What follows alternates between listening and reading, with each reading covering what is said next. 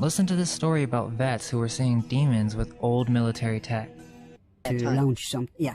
So that means that they've had about 30 years to tweak this stuff wherever. And I know that this, right, and I know that this stuff exists because my father's role in the military brought him very close to it many times. So my father did 3 tours in the Vietnam War. And in his second tour, he was advanced enough in rank, and he was there, I think, 11 or 12 months. And when he was in country at that point, he was he's always been a field officer and came up in the military through the Korean War in a battlefield commission. And so, you know, the military likes guys like him, and they let him be in charge of a couple of different projects. One of the projects that he was in charge of at the time was this technology that they introduced into Vietnam that almost brought the war to a standstill. Wow. And this technology was a night vision goggle. But it's not night vision as we have it now, okay? Because the night vision goggle was done in the red spectrum. And so when my father came back from Vietnam... You mean infrared or... No, I'll explain. Ordinary red. Oh, ordinary red, okay. So instead of seeing... When you look at a night vision goggles now, you see green. Everything is translated into green for you. And human eye sees green, more colors, shades of green than any other color. It's part of our evolution, our need to find food. So that's clever then. Correct. But see, here's the thing. It started off as red. And so the night vision goggles were introduced to helicopter pilots and gunnery people in Vietnam. And I won't hesitate as to the, I won't guess as to which year it was that they introduced them, but my father was part of this initial experiment with the troops that he commanded. And it was a disaster because the image was presented in red pixels, not green. And because of the technology being used at that time, it created very interesting effects that they could not deal with. So you had some officers that were part of this cadre or this cohort of other officers that were all testing these new technologies for the military that had their troops always use these goggles. And those units became self-destructive. They went down in a horrid situation. My father was extremely practical, didn't want to see himself get destroyed in any way, wanted to return and get out. So as soon as he saw what was going on with these goggles, he had his people take them off. And he actually got praise from the military for the way that he dealt with all of this. But the effect was this.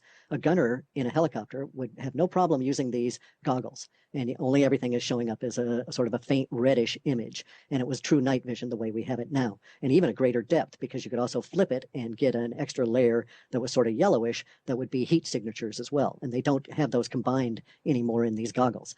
Anyway, the goggles that were presented to the gunners, and my father tells the story of the very first time they're out with them, and they're flying along and he's in the front of the helicopter with the pilot. And all of a sudden, in a very peaceful area, not anything going on at all, the gunner in his on the starboard side of his helicopter starts firing wildly at their height, not at anything on the ground, but at an area that he was shooting at and basically causing other helicopters in their little flotilla to have to react. And my father goes on back to the gunner, basically demanding, "What the hell, dude? What are you shooting at?" and the kid is just sweating profusely, and his eyes are just dilated beyond belief. And my dad thought he was dealing with another heroin addict, but this was before it had gotten really bad in Vietnam, and the kid was not exhibiting those kind of symptoms. He was reacting to what he had seen. And he's describing to my father that he was shooting at these basically flying demons that were flying alongside the helicopter. And he knew they were coming to get him because they were gesturing at him and they could see him.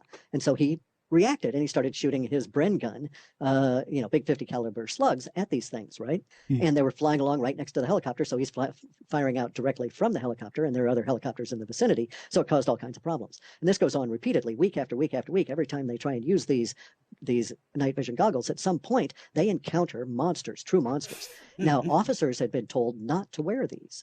Okay, the pilots were told not to wear them.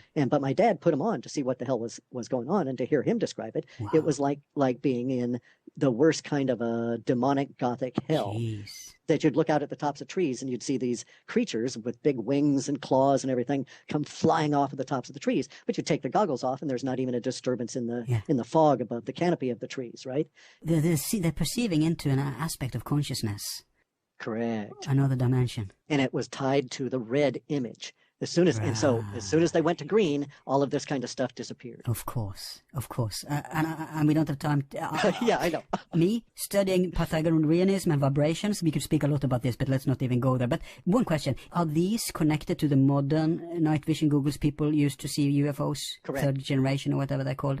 Is this the same technology? It's the same technology. It's just that the translation is done through a different phase alignment, and we're not seeing everything that the goggles could show you. And they don't connect it to heat signatures either, right? Organic. They don't do that, and then they also don't do it with a red display. Now, the red aspect of it is interesting because the green display comes from electrons, not photons, okay? And it comes from an electron transmission. Presumably, they were still doing electron transmission. They were just turning it into a